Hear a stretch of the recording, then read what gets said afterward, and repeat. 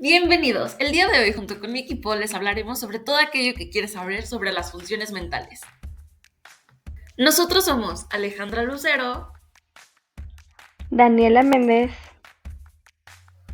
Y yo soy Luis Maldonado. A lo largo de este video abordaremos temas como qué son las funciones mentales, cuáles son las funciones mentales superiores e inferiores, las funciones mentales durante el desarrollo, es decir, infancia, adolescencia y también en la edad adulta, y la teoría de la mente. Comencemos. Las funciones mentales son el resultado de la actividad de células neurales que conforman el cerebro, el cual trabaja en tres bloques. El primero es el de activación, el segundo es el de recepción, almacenamiento y comprensión de la información, y el tercero es el de planeación, ejecución y evaluación de la acción. Vamos a ver cómo funciona cada uno. El primer bloque funcional del cerebro es el de activación, y las estructuras que están a cargo de este son la formación reticular, el diencéfalo, el sistema límbico, las regiones mediobasales, frontales y temporales. Dentro de sus funciones tenemos el ritmo, vigilia, sueño, la vida afectiva, la atención, la agresividad y la pasividad. El segundo bloque funcional del cerebro es el de recepción, almacenamiento y comprensión de información. Las estructuras que conforman este bloque son la parte posterior del cerebro, es decir, el lóbulo parietal, el lóbulo temporal y el lóbulo occipital. Dentro de sus funciones están las nocias, la comprensión del lenguaje, el esquema corporal, la orientación espacial, el cálculo numérico y la memoria. Y el tercero y último bloque funcional del cerebro es el de planeación, ejecución y evaluación de la acción. Las estructuras que conforman este bloque es la parte anterior del cerebro, es decir, el lóbulo frontal. Dentro de sus funciones podemos encontrar la expresión del lenguaje, el pensamiento correcto, la conducta voluntaria, praxias, aprendizaje, creatividad y conciencia. El término de funciones mentales surge de los estudios de Vygotsky, teórico ruso de la psicología educativa que a partir de un enfoque histórico-cultural distinguió dos tipos de funciones mentales. Las inferiores, determinadas genéticamente y que resultan necesarias para la adquisición y desarrollo de las superiores, como resultado de la interacción con los otros dentro de un contexto sociocultural. Más tarde, desde la perspectiva de la neurociencia cognitiva, el neuropsicólogo y médico ruso Luria señaló que las funciones mentales superiores son aquellas que están generadas por las estructuras corticales propiamente. En la actualidad, se llaman funciones mentales superiores a la atención, el aprendizaje y la memoria, el lenguaje, las emociones, la conciencia, el pensamiento y el razonamiento, así como las funciones ejecutivas. Vamos a comenzar a describir las funciones mentales. La primera de ellas es la atención, la cual es la focalización interna, es decir, hacia lo que sucede en el cuerpo, o externa, es decir, hacia lo que nos rodea, a través de los órganos de los sentidos, que puede dirigirse hacia uno o varios estímulos. Es considerada una función elemental, es decir, un proceso básico y necesario, debido a que de ella dependen otras funciones mentales, como el aprendizaje y la memoria, las funciones ejecutivas y el desempeño funcional. Es un proceso coordinado por diferentes estructuras cerebrales. Dentro de estas podemos nombrar al lóbulo frontal, la región singular, el lóbulo parietal posterior del hemisferio derecho, las áreas temporales y especialmente el tronco cerebral, además del tálamo, que funciona como punto de control de la matriz atencional. La atención se genera a través de la interacción de múltiples componentes anatomofuncionales. Tiene carácter multisensorial, es decir, depende del canal por el cual se reciba la información, puede ser visual, auditiva, táctil, etc. Y su capacidad es limitada ante el ingreso de estímulos. Implica procesos voluntarios e involuntarios e interactúa con otros procesos cognitivos. Tiene tres fases. La primera es el inicio o captación de la atención, que puede ser activa, es decir, con el esfuerzo de quien atiende, o pasiva, sin el esfuerzo de quien atiende. La segunda fase es la de mantenimiento, el cual se produce a los pocos segundos del inicio y es importante que el individuo prolongue el periodo de atención lo necesario para procesar la información sobre lo que está siendo focalizado. Y la tercera es el cese, es decir, cuando finaliza. Podemos clasificar los tipos de atención. Tenemos el alertamiento, que es la capacidad de estar despierto y mantener la alerta. La atención focalizada, es decir, la capacidad para centrar diferentes niveles de intensidad de atención sobre el estímulo. La atención sostenida, que es la capacidad para mantener la atención en el tiempo, depende en buena medida de las características individuales de cada sujeto, así como de las circunstancias ambientales. Tenemos también la atención selectiva, que es la capacidad de diferenciar los estímulos relevantes o aquellos a los que damos prioridad de los que no lo son. Estos son conocidos como los distractores. Tenemos también la atención alternante, es decir, la capacidad para cambiar de manera alterna el foco de atención de un estímulo a otro o de una tarea a otra, que exige habilidades o respuestas diferentes. Es la base de la flexibilidad cognitiva. Y por último, tenemos la atención dividida, que es la capacidad para atender más de un estímulo al mismo tiempo y procesar la atención relativa a cada uno de ellos a la vez. Conciencia. La conciencia se define como la capacidad de tener conocimiento de uno mismo y del medio, estar despierto, saber de y darse cuenta de. Se compone de la percepción y de un componente que permite prepararse para iniciar y ejecutar una acción. Ambos componentes tienen funciones propias como la conciencia y la atención. En cuanto a sus estructuras relacionadas de la conciencia, son el locus coeruleus, el lóbulo frontal y el lóbulo parietal y el tálamo. Actualmente existen diferentes formas para definir la conciencia de acuerdo a la literatura anglosajona, como por ejemplo, darse cuenta, que es un término utilizado por la psicología que hace alusión a darse cuenta, a tener conocimiento de un determinado contenido en la conciencia. Alertamiento, concepto médico que alude al nivel de alerta del individuo. Conciencia, se utiliza desde el punto de vista filosófico-moral, con toda la implicación que para tal enfoque tiene el término.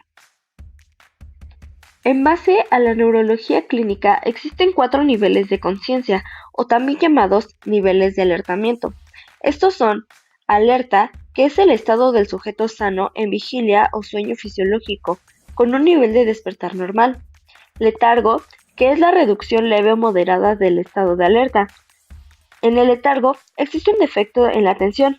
Tiene respuestas lentas a la estimulación, enlentecimiento de la velocidad del pensamiento y somnolencia diurna excesiva. Estupor.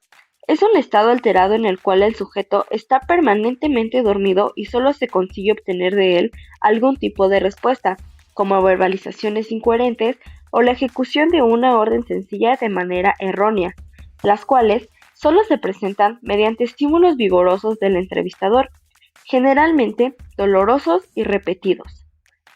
Coma. Se refiere a la falta de respuesta ante cualquier tipo de estímulo, sea cual sea su modalidad o intensidad, con incapacidad para despertar al sujeto. Es el grado más profundo de disminución de los componentes de la conciencia. Homúnculo de Penfield. Es así como nuestro cerebro está dotado con un mapa mental en forma de hombrecillo deforme, por medio del cual se representan las regiones del cuerpo y sus órganos, donde podemos identificar cómo están distribuidas las secciones de nuestro cuerpo. Esto puede ser de manera consciente e inconsciente. Las áreas encargadas de la sensibilidad se encuentran especialmente, aunque no de forma única, en el lóbulo parietal, mientras que el mapa motor se localiza en el lóbulo frontal. Aquellas personas que han sufrido la amputación de algunos de sus miembros pueden referir dolor o prurito, como si la extremidad continuara en su sitio. A este fenómeno se le conoce como síndrome del miembro fantasma y se debe probablemente a que el cerebro se encuentra en un estado de activación de la estructura que se perdió, por lo que la persona identifica que aún tiene o que le genera molestias. Percepción. Es el proceso de orden superior para reconocer e integrar patrones complejos de las sensaciones. Además, constituye un proceso cognitivo que implica el acto de dar significado a lo captado y permite la interacción entre la persona y el mundo que lo rodea. En cuanto a la sensación, se define como el proceso para detectar estímulos del cual depende la percepción. Proceso de percepción. Como toda función compleja, requiere de distintas formas de actividad mental, como la atención, el reconocimiento, la interpretación, el significado, la elaboración de juicios, el aprendizaje, la memoria y la simbolización. Desde un punto de vista neurológico, Este proceso genera en nuestra mente la conciencia de los objetos, los cuales son captados por los sistemas sensoriales, que generan un código neural legible para las neuronas del encéfalo, las cuales viajan corriente arriba hasta llegar a la corteza cerebral, las cuales, de los sentidos relacionados con la visión, se encuentran en la corteza visual primaria y los de la audición en corteza temporal. Una alteración que podemos sufrir es tener alucinaciones, que corresponde a tener una percepción sin objeto real, sin un estímulo externo correspondiente, pero con un juicio de realidad, independientes de la voluntad y admitidas pasivamente. Las más comunes son las auditivas y las visuales. Aprendizaje y memoria. El aprendizaje es el proceso de adquisición de información nueva o de patrones nuevos de conducta. La memoria, en su caso, se define como un proceso que permite conservar la información transmitida por un estímulo una vez que éste ya no se encuentra presente. Los estímulos repetidos inicialmente producen respuestas conductuales que no son aprendidas a nivel neuronal, y hay cambios en la cantidad de neurotransmisores que se liberan en el espacio sináptico. Gracias a las proteínas CREP1 y CREP2, la respuesta es recordada por semanas, ya que se favorece el proceso de plasticidad sináptica. Proceso de conexión. Los procesos de conexión, desconexión y reconexión neural ocurren en todo el cerebro a lo largo de la vida, especialmente en la infancia, adolescencia y adultez temprana. El hipocampo permite consolidar la información y añade el valor de sustentar a nivel celular y funcionalmente los mapas cognitivos o guías básicas incluidas en la orientación espacial. La amígdala, por su parte, está implicada en la fijación de los recuerdos emocionales y el inicio de la motivación.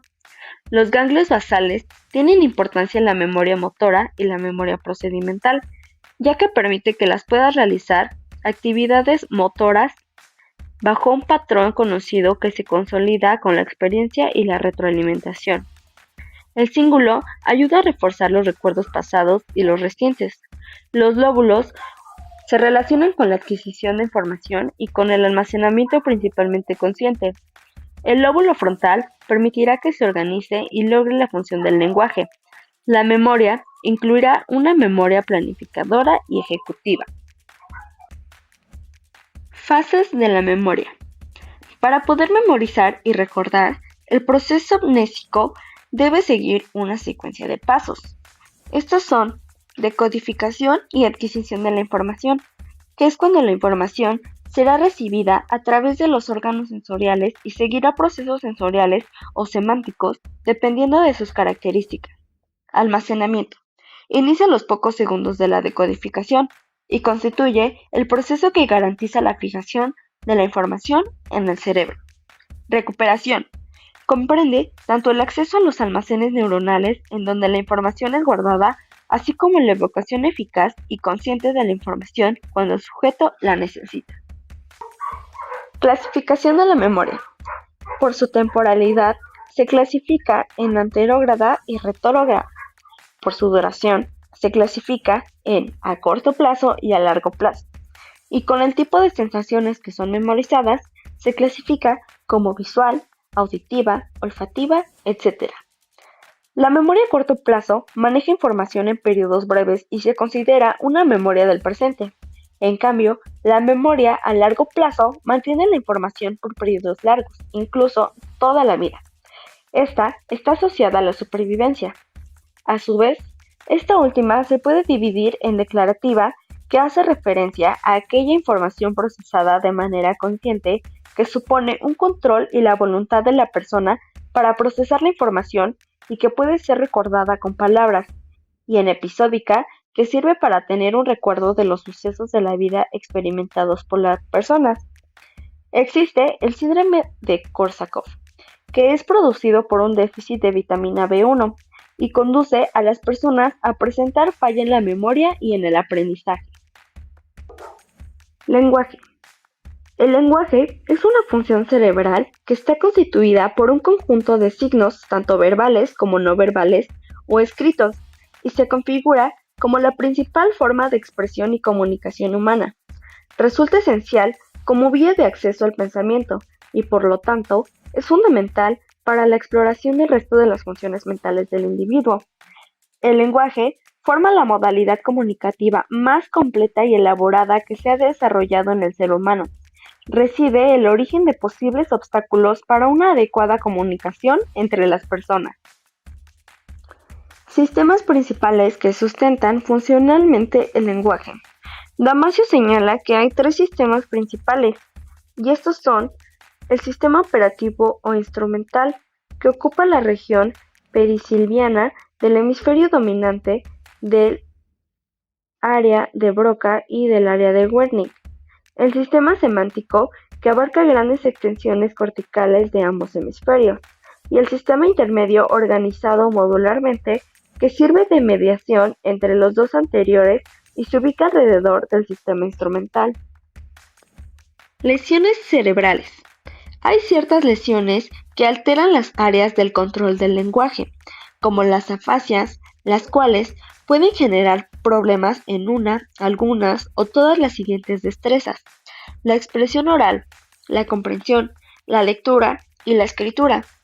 Generalmente, las lesiones del hemisferio izquierdo provocan la mayoría de las afasias en algunas personas diestras y el 50% de los zurdos. Las lesiones del hemisferio derecho alteran especialmente el tono emocional del habla y del lenguaje. Emociones. La emoción indica el análisis de un suceso interno o externo como significativo, que se acompaña de activación corporal, expresión facial y evaluación subjetiva.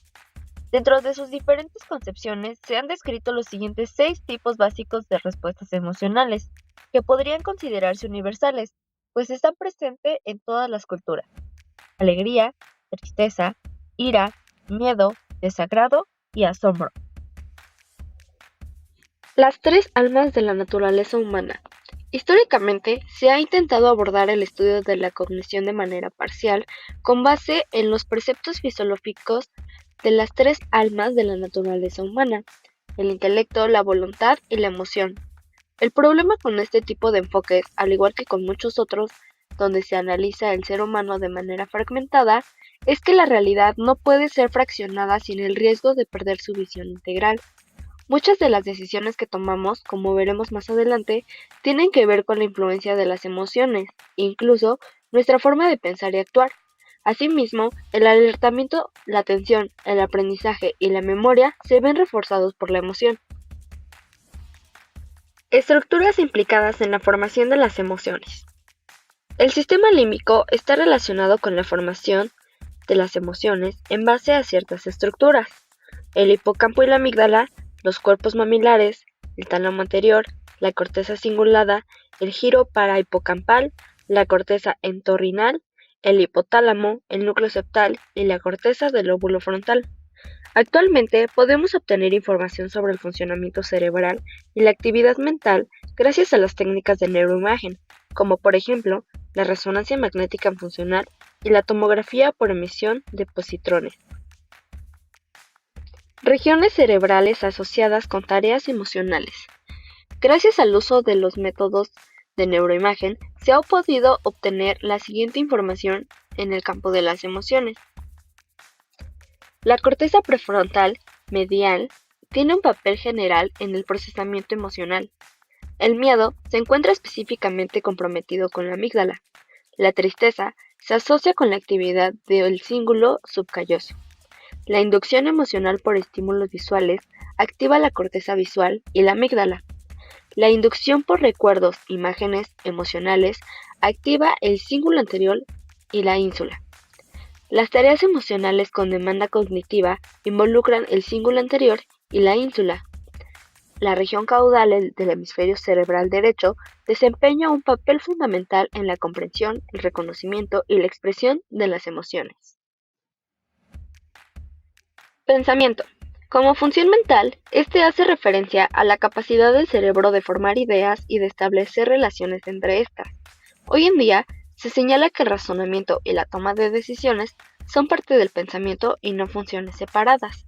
Además, se agrega que la capacidad del cerebro para crear representaciones mentales es el fundamento de la abstracción. La corteza prefrontal Se encuentra en el asiento neurobiológico del pensamiento. La corteza prefrontal dorsolateral resulta esencial para la memoria de trabajo espacial. El razonamiento nos permite resolver problemas estableciendo conexiones causales y lógicas. Los estímulos externos activan la razón.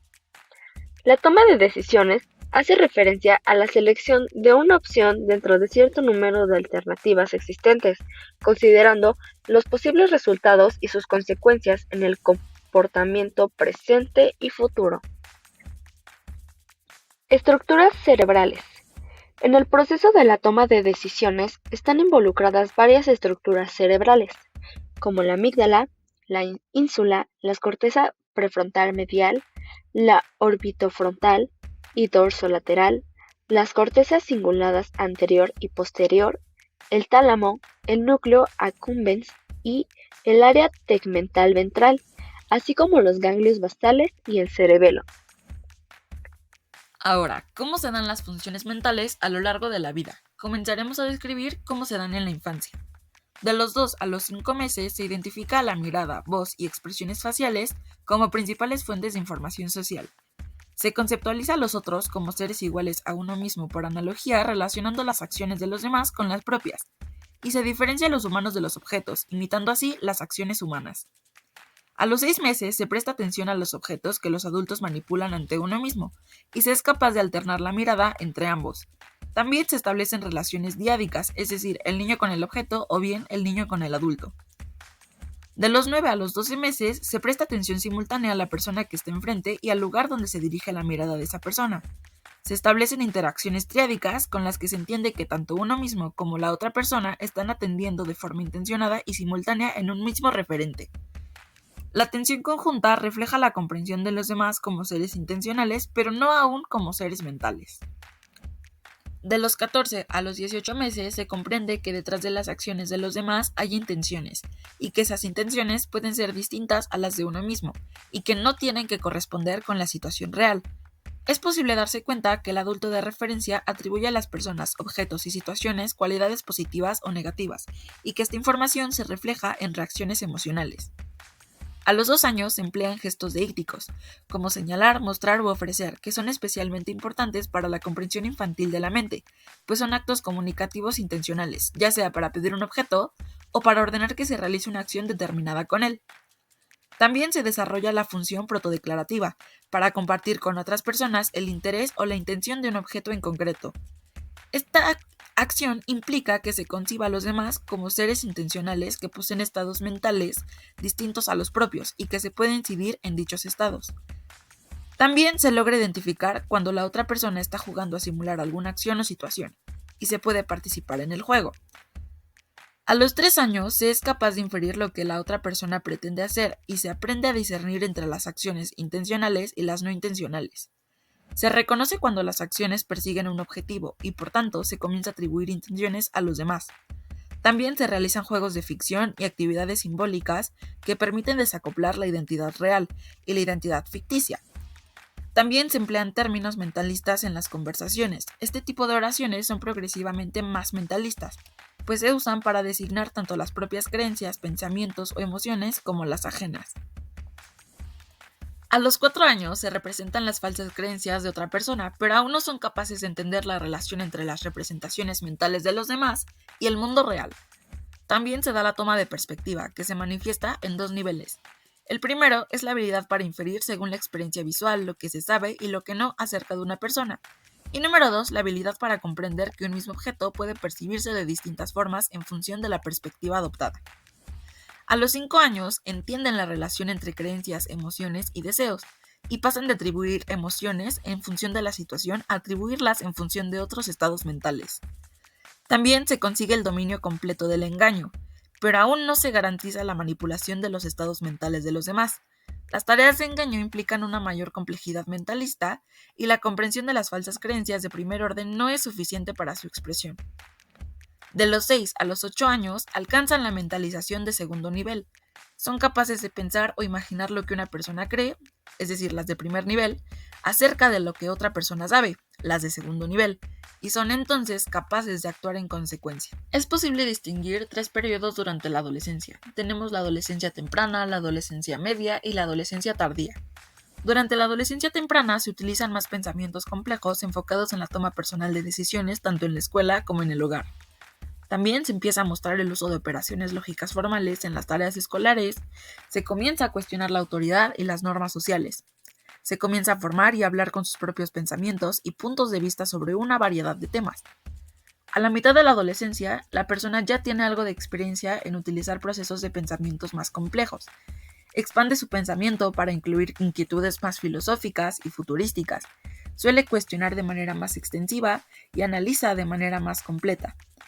Al final de la adolescencia, la persona utiliza pensamiento complejo para enfocarse en conceptos menos autocentrados y en la toma de decisiones. Con frecuencia desarrolla puntos de vista idealistas sobre temas o inquietudes específicas.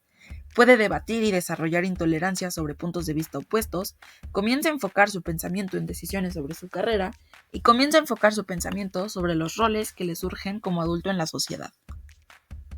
Las funciones mentales en la edad adulta abordan la capacidad cognitiva para comprender y atribuir estados mentales a uno mismo y a los demás, puesto que a medida de que las personas envejecen, las funciones mentales relacionadas pueden experimentar cambios que influyen en la interpretación de las intenciones, emociones y pensamientos de quienes les rodean. Este proceso se ve afectado por una combinación de factores, como la experiencia acumulada a lo largo de la vida, la salud mental, el envejecimiento saludable y los posibles desafíos cognitivos asociados con el deterioro. Por ejemplo, en esta diapositiva ponemos 3 de los aspectos más importantes en la edad adulta. El primero es la estabilidad, el segundo es la experiencia y sabiduría y el tercero es la salud mental. Por ejemplo, en la experiencia y sabiduría, la acumulación de experiencia a lo largo de la vida puede contribuir a una mejor comprensión de las motivaciones y emociones de los demás en la teoría de la mente, que se hablará más adelante. En otro lado, tenemos el impacto en la salud mental, la cual puede tener un impacto significativo ya que las condiciones como la depresión o la ansiedad pueden afectar la interpretación de las emociones y estados mentales de uno mismo. Para finalizar con este tema, vamos a hablar de 2 rubros importantes. Por un lado tenemos la experiencia acumulada, la cual en la edad adulta las funciones mentales se pueden beneficiar de la experiencia acumulada a lo largo de la vida, lo cual puede contribuir a una mejor comprensión de las intenciones y emociones de los demás, así como estabilidad en la TOM y la adaptación a cambios sociales mediante la utilización de experiencias pasadas y la empatía. Por el otro lado tenemos el deterioro cognitivo, la cual cuenta con la vulnerabilidad de Tom, el impacto de la vida diaria y la relación con otros síntomas. Tal es el caso de enfermedades neurodegenerativas, lo que complica aún más la adaptación con la vida cotidiana. En resumen, el envejecimiento saludable puede mantener cierta estabilidad con la teoría de la mente, mientras que el deterioro cognitivo puede afectar esta capacidad. Es importante destacar que ciertas estrategias de intervención y de apoyo social son clave para mitigar los posibles impactos negativos y promover el bienestar en la salud adulta. La teoría de la mente puede definirse como un sistema cognitivo compuesto por un bagaje conceptual y un mecanismo neurobiológico que nos permite inferir un amplio rango de estados mentales, la cual permite comprender, predecir y explicar el comportamiento propio y ajeno. Este concepto emplea una habilidad heterometacognitiva, ya que hace referencia a cómo un sistema cognitivo logra conocer los contenidos de otro sistema cognitivo diferente de aquel con el que se lleva a cabo dicho conocimiento. La TOM, como se abrevia, posee 2 componentes neuronales distintos. El primero, el cognitivo, que privilegia la inferencia de pensamientos y conductas, y el segundo, el afectivo, la cual privilegia la inferencia de emociones y afectos. El concepto proviene de los estudios realizados en la década de los 70 por David Premack y Guy Woodruff. donde utilizaron el método de elección de opciones diferentes para obtener una recompensa con un grupo selecto de chimpancés. Este enfoque permitió a los investigadores evaluar si los chimpancés podían anticipar o comprender las metas de otras acciones y tomar decisiones basadas en esta comprensión, teniendo como resultado que los chimpancés podían ser capaces de atribuir el actor humano en estados mentales como la intención y el conocimiento. Bueno, una vez teniendo en cuenta lo anterior, vamos a iniciar con las perspectivas teóricas, iniciando con la de teoría que incluye dos rubros importantes. La primera, teoría científica, que incluye analogía con la ciencia, estructura de teorías y aprendizaje teórico. Después tenemos el marco explicativo, la cual se comprende de las representaciones mentales, inferencia de estados mentales y desarrollo a lo largo del tiempo. En resumen, la teoría proporciona una perspectiva que compara el desarrollo de la teoría de la mente con el desarrollo de teorías científicas, destacando la importancia de las representaciones mentales y la inferencia de estados mentales en la comprensión de las interacciones sociales. Después tenemos a las perspectivas de la teoría de la simulación, la cual incluye dos rubros importantes. El primero es la visión introspeccionista, que incluye a la introspección. En pocas palabras, se involucra en un tipo de simulación interna donde las personas proyectan sus propios estados mentales en la mente de los demás, seguida de la autorreferencia y la énfasis de la propia experiencia. Después tenemos a la visión imaginativa, en la cual involucra la experiencia de las demás, puesto que enfoca la capacidad de imaginar cómo sería estar en la situación o tener los estados mentales de otra persona. También se encuentra la proyección mental y la empatía, la cual es la visión imaginativa que resalta la importancia que implica en ponerse en el lugar de los demás a través de la simulación imaginativa de sus experiencias. Por último, tenemos al origen del sistema internacional. De igual forma contamos con dos rubros importantes. El primero, las teorías modulares, que incluye los módulos cognitivos específicos que se encuentran en el cerebro, también el enfoque evolutivo y el énfasis en la universalidad. Después, a las teorías socioconstructivas, teniendo la interacción social y la experiencia cultural, el enfoque en la experiencia social y la diversidad cultural. En resumen, mientras que las teorías modulares sugieren que la TOM puede estar vinculada a módulos cognitivos específicos y ser innata, las teorías socioconstructivas argumentan que la TOM se desarrolla a través de la experiencia social y la participación cultural. Ambas perspectivas ofrecen enfoques distintos para comprender cómo evoluciona y funciona la teoría de la mente. Con ello es tiempo de hablar acerca de las estructuras cerebrales relacionadas con el procesamiento de la teoría de la mente. Primero vamos a iniciar con el surco temporal superior, la cual se asocia con movimientos biológicos relevantes. En este caso pueden ser características faciales, dirección de la mirada, gestos, entre otros. Principalmente sirven como señales para identificar e inferir el estado afectivo de otros. Con ello tenemos a la corteza prefrontal medial, la cual su principal función es el control conductual, que se basa en la detección de cambios. También se relaciona con los sistemas motores, emocionales, atencionales y de memoria de trabajo. Con ello tenemos al eje principal de la teoría de la mente, que se encuentra en la corteza prefrontal ventromedial en el cerebro humano. De tal manera, se encarga de la comprensión de los sentimientos de las otras personas. De igual manera, otorga el valor emocional e incluye los componentes emocionales de las metas y los procesos de las tomas de decisiones, jugando un papel intermediario en el responsable de la cognición y el control de las emociones. Luego tenemos a la corteza prefrontal dorsolateral, que desempeña la integración de la información sensorial y a la memoria de trabajo. Si en este caso se tiene un daño, repercute a problemas de afecto, juicio social, memoria, toma de decisiones, entre otros. Por otra parte, el giro fusiforme se integra del procesamiento de la información del color y el reconocimiento de varias cosas, por ejemplo, de la cara, el cuerpo, las palabras y los números. de tal manera que si en esta área se tiene daño o afectación, pueda afectar a que los sujetos estén con diagnóstico autista. La ínsula, cuya localización parte del lóbulo temporal que le facilita así tener una conexión con el sistema límbico, interviene en la interpretación de signos emocionales evidentes, de tal manera que facilita la empatía, la cual puede tener una buena manipulación de la información para interpretarla así con las expresiones faciales.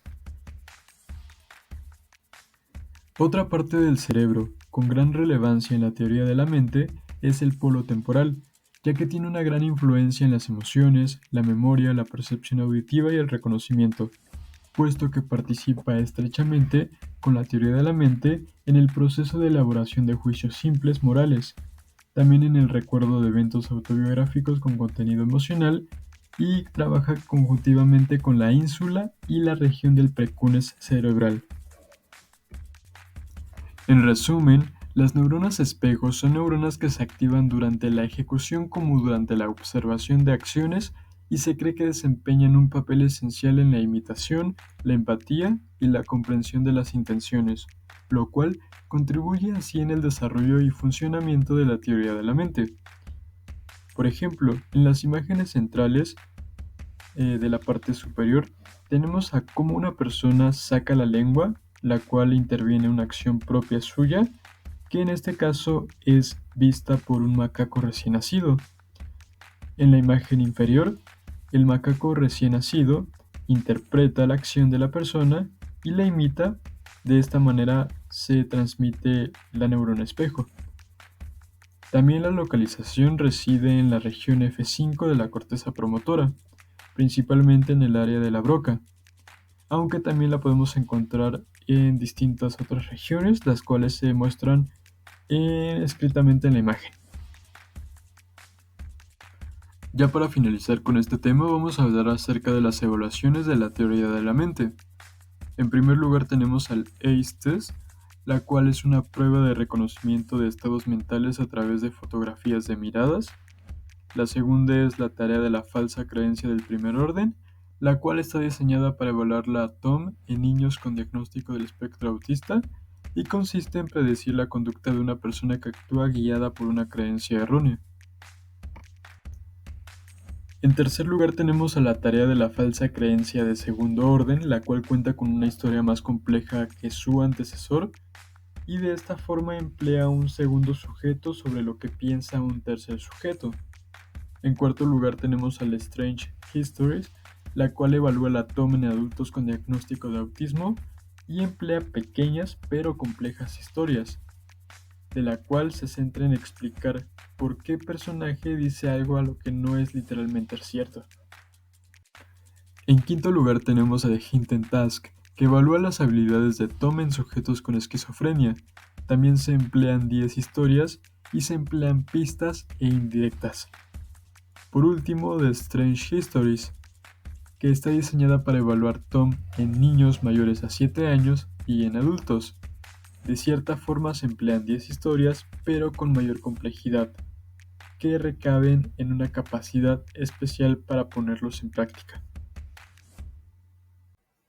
Estas son las referencias bibliográficas que utilizamos, agradecemos su atención y esperamos esta presentación haya sido de su agrado.